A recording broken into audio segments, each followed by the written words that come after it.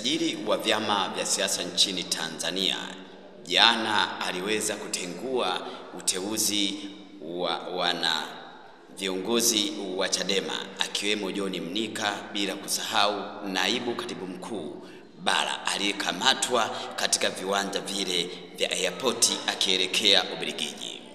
Kinachosikitisha ni kwamba askari polisi waliweza kumkamata kwamba inaonekana toka na kuingia nchini bila kuwa na taarifa au hana vibali vya kutoka na kuingia nchini. Hii imekuja mara baada ya makada kadha wa kadha kuweza kuondoka Chadema, na baya zaidi jaji anayehusika ni jaji atakuwa ni nani, msajili wa vyama vya siasa nchini pia ameweza kutoa tamko kwamba viongozi wote wa chama cha demokrasia na maendeleo Chadema hawatambuliki. Hivyo ametaka halmashauri kuu ya Chadema kuweza kuitisha mkutano wa haraka ili waweze kutafuta viongozi thabiti, ikiwa na maana kwamba wajumbe wote wa halmashauri kuu ni lazima wakutane jijini Dar es Salaam kwa ajili ya kuweza kufanya mchakato wa kupatiwa viongozi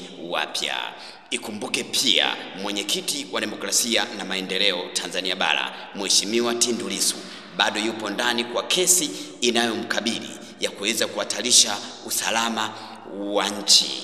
Je, watafanya uchaguzi wakati mwenyekiti wao bado yupo ndani, au wangesubiriwa kwanza kesi ishe waweze kufanya uchaguzi? Kumbuka kwamba imebaki takribani kama miezi michache kama sio mitano ili kuweza kufanya uchaguzi mkuu nchini Tanzania, na watu wanategemea chama cha demokrasia na maendeleo kiweze kushiriki uchaguzi huo. Kumbuka pia Chadema wanasimamia msimamo wao wa no reform no election.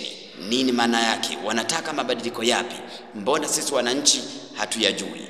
Tunaomba serikali iweze kuangalia no reform no election ina manufaa gani katika nchi, hususan tunapoenda kuangalia uchaguzi huru na wa haki. Viongozi wengi wa Chadema wamekuwa wakiweka ndani, huko baadhi yao wakitanabaishwa kwamba wanaenda kujiunga na kile chama kichanga cha Chauma ambacho mpaka sasa kimeagiza magari takriban 100 yapo pale. Magari hayo yatapandwa na kina nani, na kina nani wapo nyuma ya mzingo huo wa Chadema kuweza kujiunga na Chauma. Nikipata habari ambayo sijui, hata mimi siwezi kuambia, maana mwenyewe nitakuwa sijui.